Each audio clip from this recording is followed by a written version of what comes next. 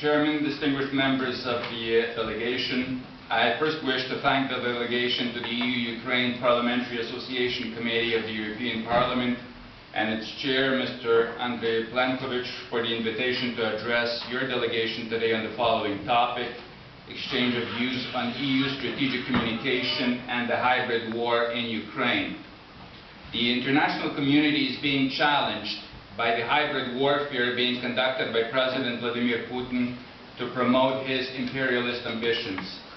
In addition to his military offensives, the Russian president has launched a disinformation campaign to distract from the very real threat being posed by Russian aggression to the independence and territorial integrity of sovereign countries, the European community, Western values, and global security.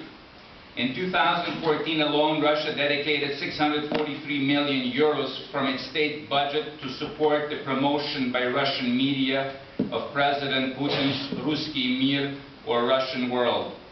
Therefore, the international community must stay focused on what is at stake, develop solutions that unequivocally articulate the threat we face, and communicate why this issue is important to every individual for whom freedom and democracy are paramount. EU strategic communication must be further developed with the following objectives. First, fully expose the Russian agenda. Second, explain the reasons for the disinformation campaign. And third, broaden the strategy to include the West. It is important to raise awareness that a decade ago, President Vladimir Putin declared that the collapse of the Soviet Union was a major geopolitical disaster of the century. He then predicted that by 2015 the Soviet Union would be recreated under a new name, the Eurasian Economic Union, composed of former Soviet republics, including Ukraine.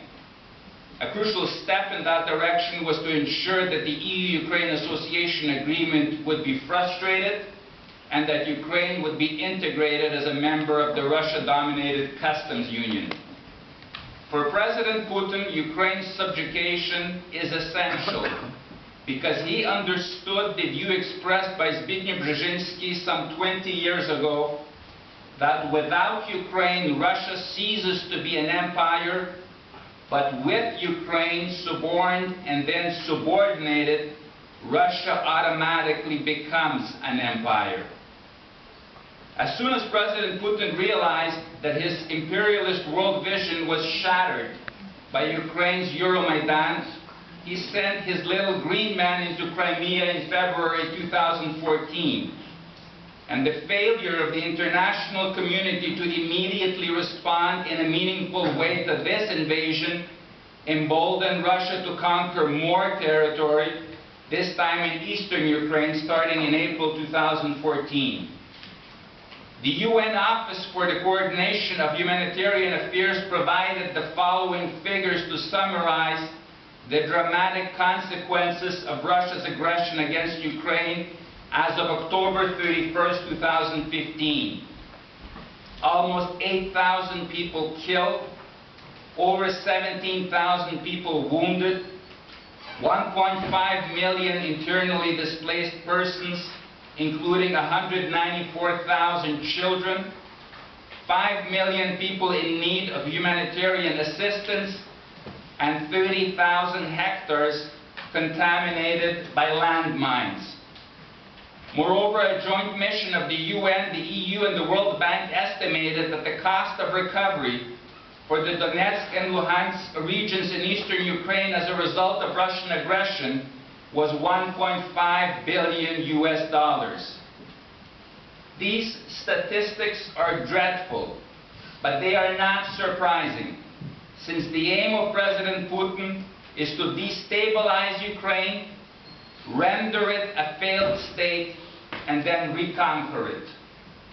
In light of the above, in July 2015, during his confirmation hearing before the Senate Armed Services Committee, General Joseph Dunford, the U.S. chairman of the Joint Chiefs of Staff, stated that Moscow's conduct in Ukraine and in Eastern Europe was nothing short of alarming. adding that Russia presents the greatest threat to our national security and could pose an existential threat to the United States. President Putin's aggression in Ukraine is not an isolated event. It is part of a broader pattern that threatens international stability in Europe and beyond. The Russian president's end game is not Luhansk, nor Donetsk, nor is it just Ukraine. The end game for the Russian president is the whole of the former Soviet Union and more. And this must be understood in order to develop effective strategy to counter Russia's imperialist ambitions. Russia's first overt violation of the territorial integrity of a sovereign country after the Second World War occurred when it sent its army to seize Abkhazia and South Ossetia from Georgia in August 2008. Another violation with a significant international impact occurred in Ukraine's Donetsk region in July 2014 with the downing of flight MH17 by Russia-backed terrorists, killing all 298 passengers and crew members from 10 different countries. A month later, in August 2014, President Putin declared that there had never been a country called Kazakhstan.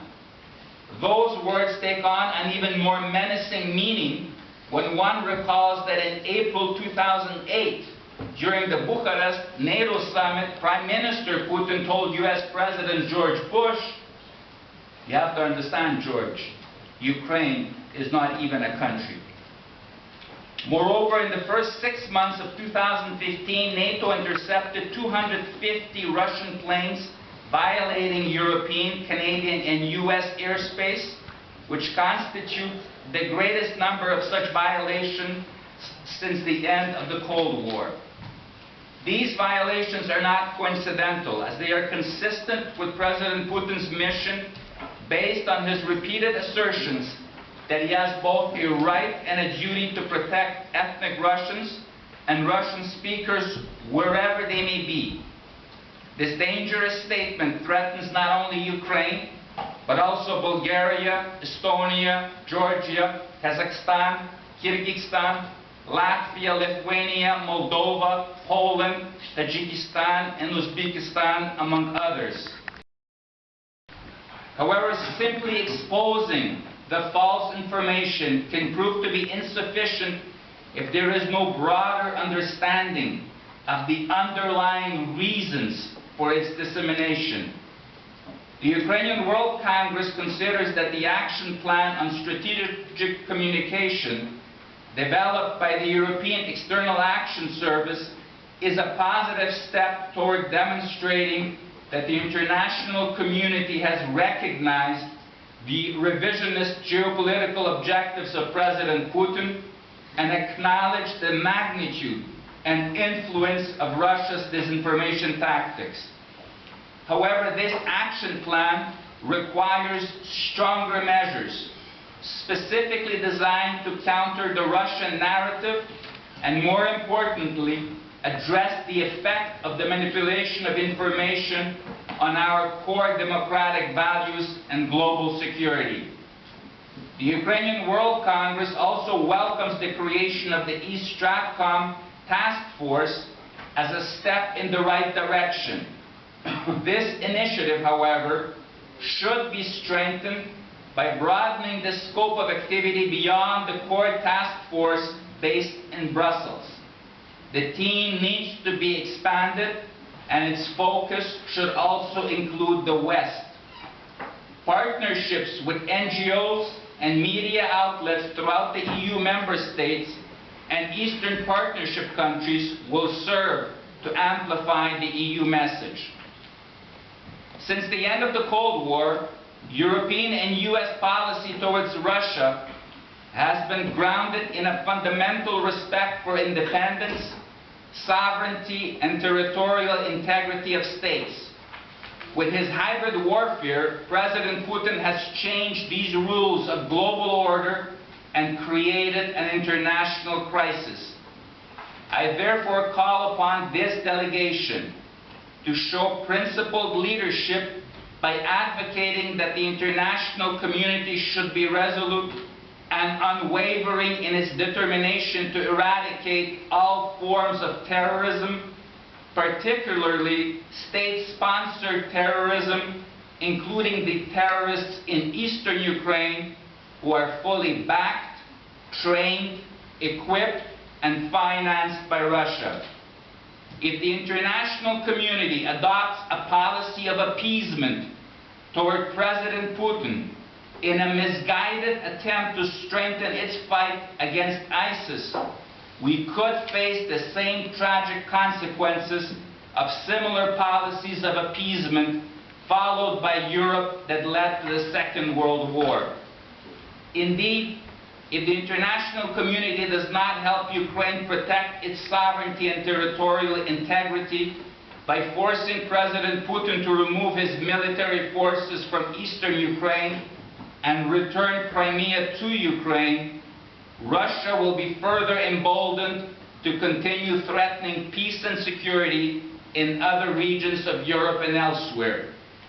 For example, in light of the recent Russo-Turkish confrontation, it is quite conceivable that President Putin would challenge Article 5 of the North Atlantic Treaty, leading to several possible consequences, such as triggering of a third world war or the disintegration of NATO if it should fail to come to the assistance of a NATO member country, one of President Putin's primary objectives.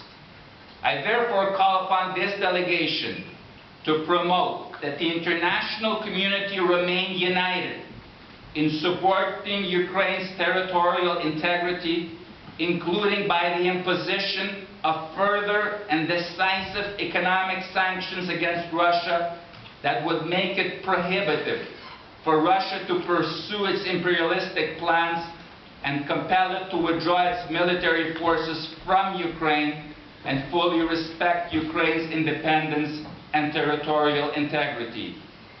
Finally, in view of the devastation that Russia's aggression has inflicted on Ukraine, I encourage this committee to recommend that the international community initiate the equivalent of a Marshall Plan for Ukraine to help it to overcome its current economic crisis and implement the necessary reforms that would enable it to become a successful and fully integrated European country.